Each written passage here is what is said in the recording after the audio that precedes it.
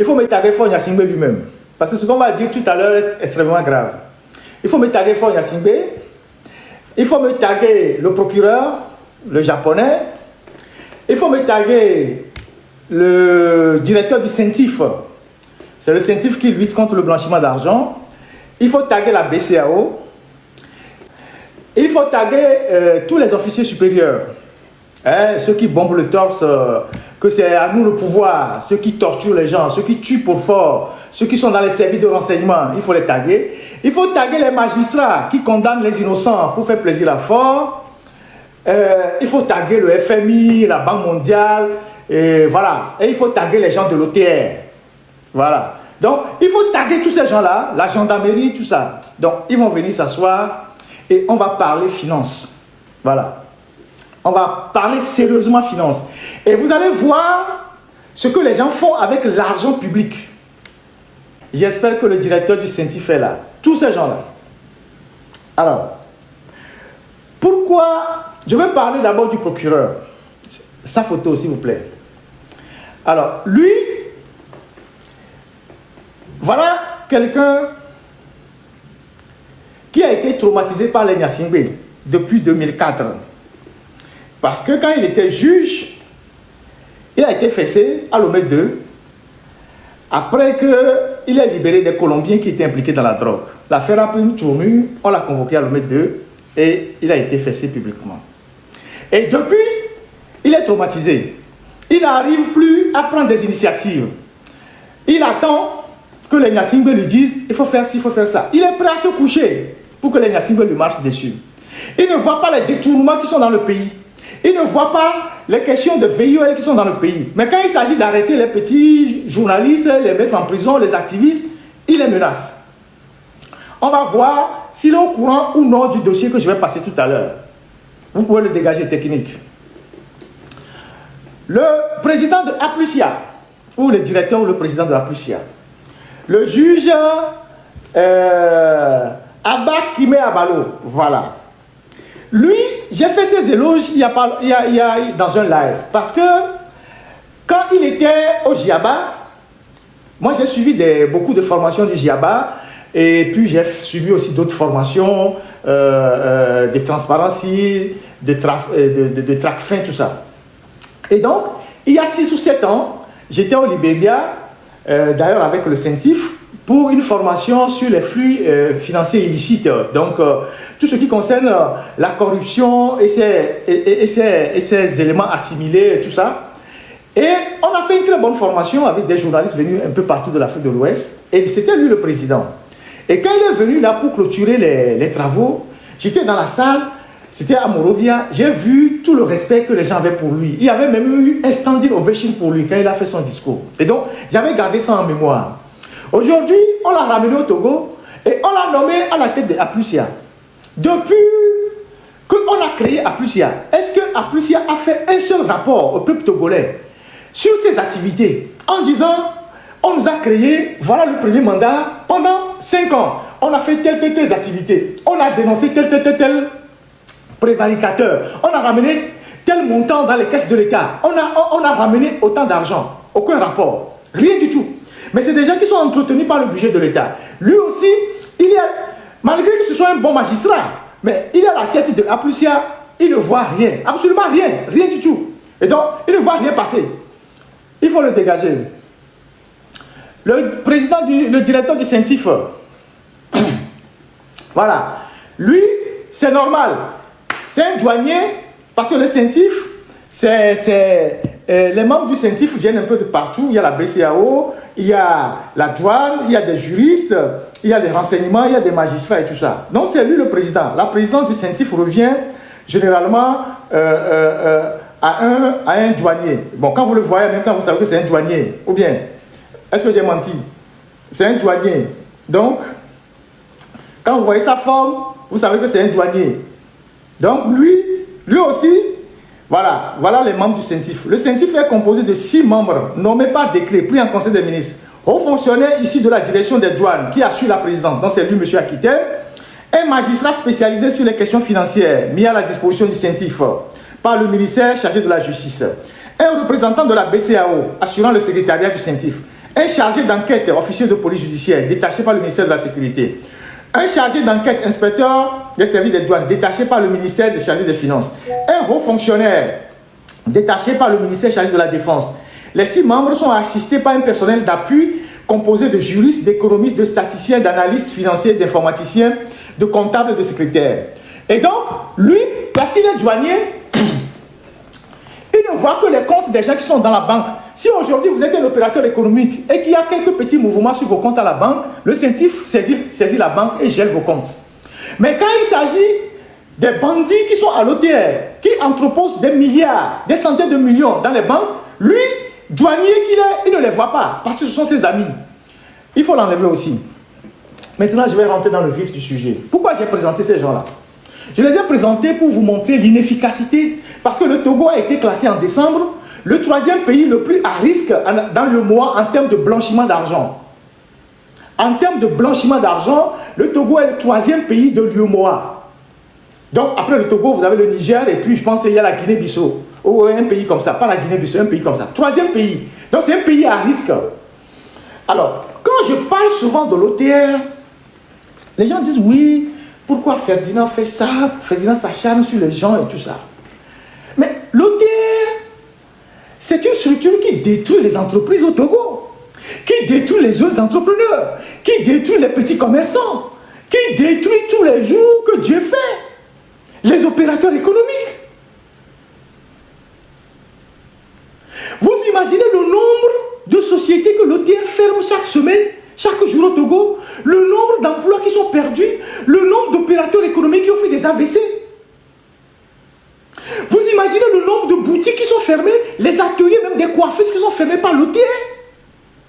Vous imaginez le nombre de personnes qui reçoivent les redressements fiscaux régulièrement et que les gens de l'OTR ne veulent rien entendre. Il faut payer, il faut payer, il faut payer. Ils ferment les boutiques. Ils ont même un réseau qui sont en complicité avec les étrangers, qui ciblent les Togolais qui sont au grand marché. Donc l'OTR fait des redressements fiscaux à nos mamans, à nos frères qui sont au grand marché, et les évince de certains secteurs d'activité au profit des étrangers. Est-ce que vous savez ça?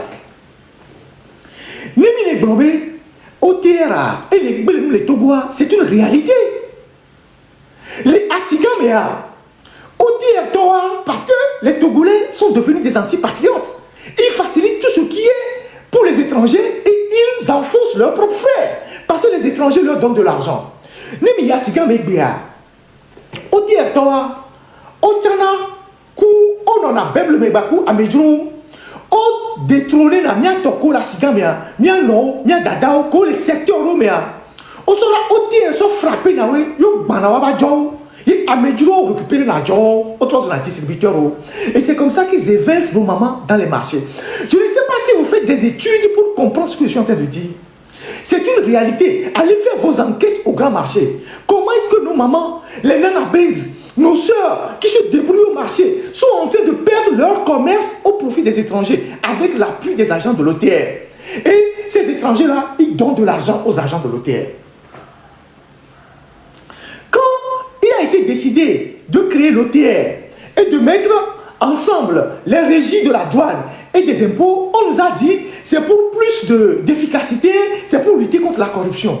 Mais l'OTR d'aujourd'hui, c'est plus grave que quand les deux structures étaient indépendantes.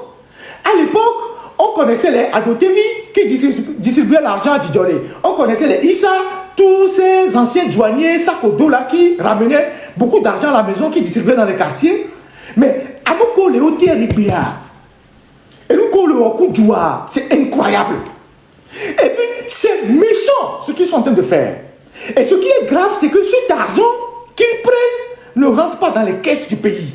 C'est ça qui fait que moi, je suis en croisade contre ces gens-là.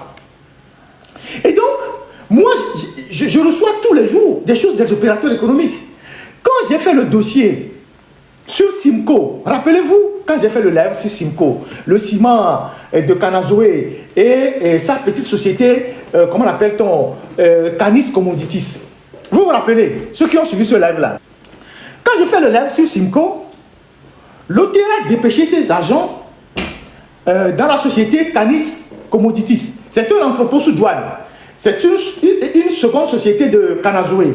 Et ils font le transbordement, je ne sais pas comment vous appelez ça. Et ils convoient au Burkina le riz et du sucre. C'est une société de sous-douane, entrepôt sous-douane. Ils font des chiffres d'affaires de milliards.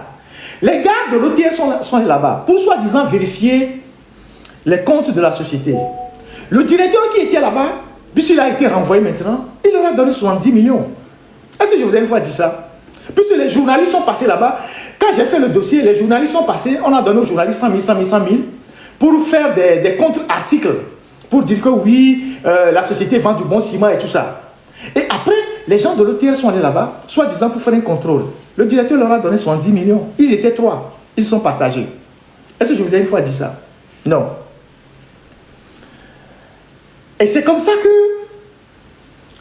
au sein de l'OTR, on invente tantôt un redressement fiscal, on va voir un opérateur économique, on lui colle une amende, et puis on négocie avec lui, on lui dit oui, on t'a collé une amende de 1 milliard, on peut réduire ça à 300 millions, tu nous donnes 200 millions, et puis on se partage. Et c'est ce qu'ils font tout le temps. C'est ce qu'ils font tout le temps. Il y a un opérateur économique à qui on a fait un redressement de 5 milliards. Cet opérateur économique était protégé par un des grands barons du Togo qui est en train de décéder. Il n'avait plus personne pour le protéger. Il va avoir un ministre et il donne de l'argent à ce ministre pour que le ministre intervienne pour qu'on réduise son amende. Le ministre intervient et demande à l'OTR de réduire son amende. De 5 milliards, on est revenu à 5 millions. Qui a perdu? On est revenu à 100 millions. Qui a perdu? De 5 milliards, on est revenu à 100 millions. Et ça a été géré par les autorités de l'OTR d'alors. Et ceux qui ont fait ce travail-là, ils ont eu de la promotion au boulot. Et il y a un opérateur économique qui m'a saisi en disant, je suis dans la distribution des produits, du matériel de construction, et un responsable, chef de division de l'OTR, me demande un prêt de 20 millions. Je lui dis que je n'ai pas l'argent. Un mois après, il envoie les gens pour redresser ma société. Écoutez-moi très bien. Il envoie les gens pour redresser ma société. Il envoie les gens pour redresser ma société. Ils viennent avec un avis à tiers détenteur. Qu'est-ce que c'est qu'un avis à tiers détenteur? Un avis à tiers détenteur, c'est une procédure... comment ça s'appelle? C'est une procédure administrative. C'est une procédure administrative, un avis à tiers détenteur, permettant à l'administration d'obtenir le paiement d'une somme que vous lui devez et que vous n'avez pas payé. Ça peut être des impayés fiscaux, donc impôts, taxes, redevances, pénalités. Et donc, puisque le monsieur a refusé de faire le prêt à ce chef de service envoie les agents pour redresser le monsieur.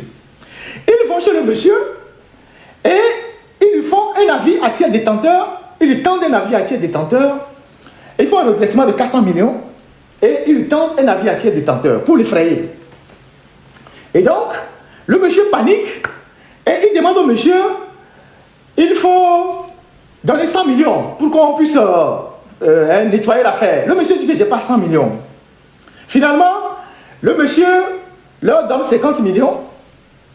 Et quand le monsieur leur donne 50 millions, le monsieur leur demande, mais je veux obtenir la levée de la saisie de la saisie administrative à tiers détenteur, donc l'ATD. C'est ça, l'ATD, avis à tiers détenteur. Puisque l'avis est généralement envoyé à la banque et une copie à l'opérateur économique. Vous savez ce que l'inspecteur lui répond? Écoutez très bien. L'inspecteur lui répond qu'ils n'ont pas envoyé l'avis à tiers détenteur à la banque. Que cet avis-là, c'était pour l'effrayer, pour qu'il puisse payer l'argent et qu'après, ils vont détruire ça. Et donc, il y a des gens à l'OTR et le monsieur m'a envoyé le faux avis. J'ai ça. Il m'a envoyé le faux avis qu'ils ont émis pour lui prendre l'argent. Donc, il y a les gens à l'OTR qui fabriquent des faux avis à détenteurs pour faire du chantage à des opérateurs économiques. Et quand les opérateurs économiques leur donnent de l'argent, ils détruisent l'avis à tiers détenteur.